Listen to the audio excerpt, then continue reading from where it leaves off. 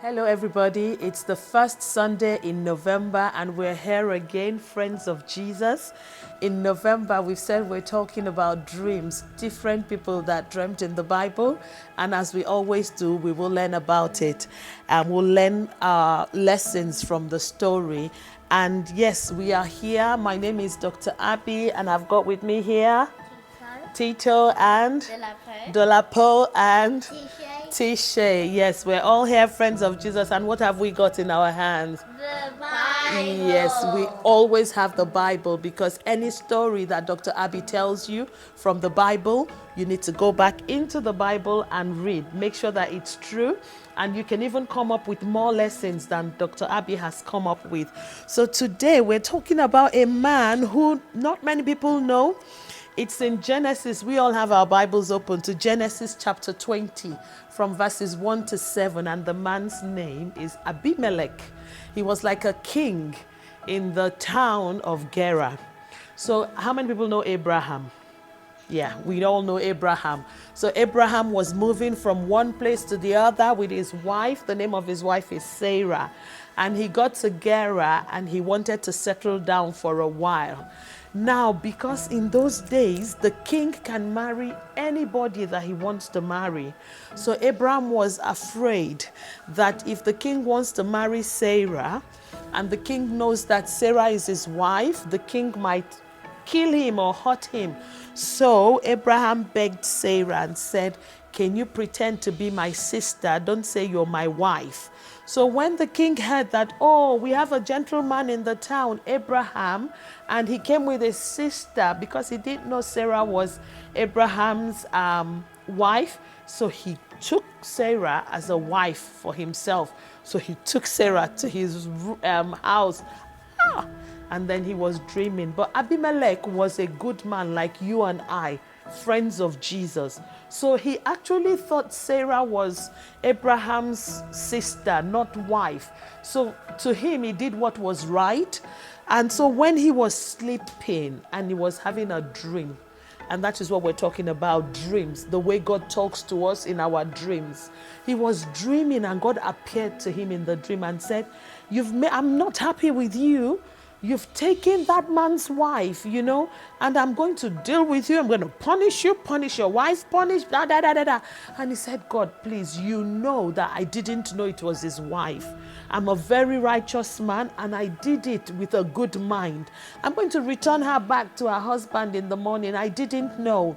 And God said, do that. And because of that, I'm not going to punish you. So the next morning, he said, Abraham, why did you do that? And Abraham said, it was because I was afraid. And what God did to protect Abimelech, he didn't let Abimelech touch Sarah at all. So Sarah was safe. So he returned Sarah to Abraham. And then he gave Abraham and Sarah lots of gifts. And they lived happily, in that town. And God, all the things God had planned he was going to do to punish Abimelech and Abimelech's household, God stopped it. He reversed everything. So today we'll learn our lessons from this story. We're talking about dreams. So dreams, in this dream, it's a dream of warning. A dream of what? Warning. So there are times when we go to bed and we sleep and we dream. It might be that God wants to warn us about something. So here God was warning Abimelech so that he doesn't commit a sin. God was warning him because he was a friend of God, a friend of Jesus, and God knew that what he did, he was innocent. So he quickly warned him. So that means God will always warn us so that we don't commit sin, because he doesn't want us to fall out, especially when we're not, we're not guilty. So for example, if your friend says, oh, Tisha, come with me. Let's go to that other class. Let's go and study. And Tisha goes with him because Tisha thinks, yes, genuinely they are going to study. And then when they get there, he's beating another boy up. Was Tisha guilty following him there? No, because he thought they were going to study, isn't it? So that type of thing, God could warn Tisha maybe when he's sleeping the night before, that when your friend comes to you, don't go with him. So warning. And there are other examples in the Bible that I want you to go and look at. At times, here, Abimelech didn't want to sin.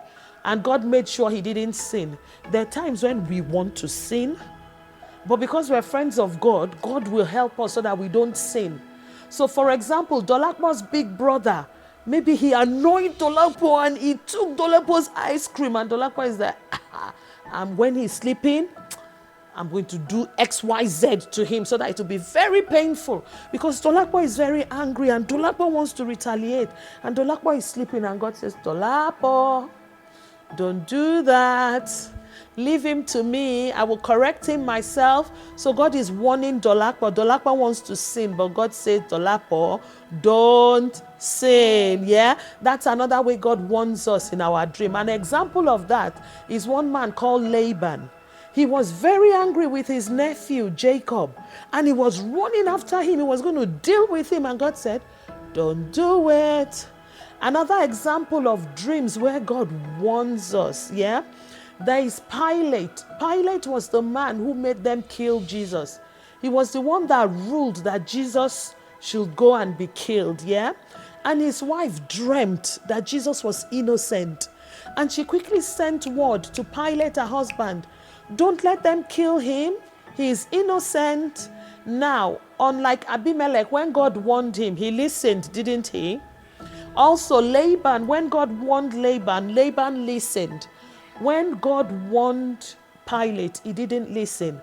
So it's left to you and I to make sure that when God warns us, we listen. And we have learned today that dream is a way in which God can warn us. You know, there are other ways, reading the Bible, or mommy or daddy coming directly to you, or your teacher or the pastor.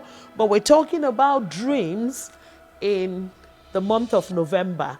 And today we have talked about dreams where God warns us, and we must listen and do what he says. Now we're almost going to bed. Before we go to bed, what do we say to our friends out there watching us? It's bye.